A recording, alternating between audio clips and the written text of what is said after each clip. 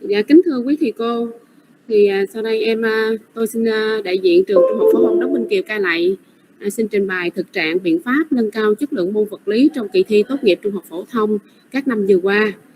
Thì ở đây tôi chọn 2 năm, đó là năm học 2023-24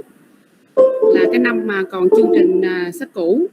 và năm học 2024-2025 là cái chương trình sách mới, chương trình 2018.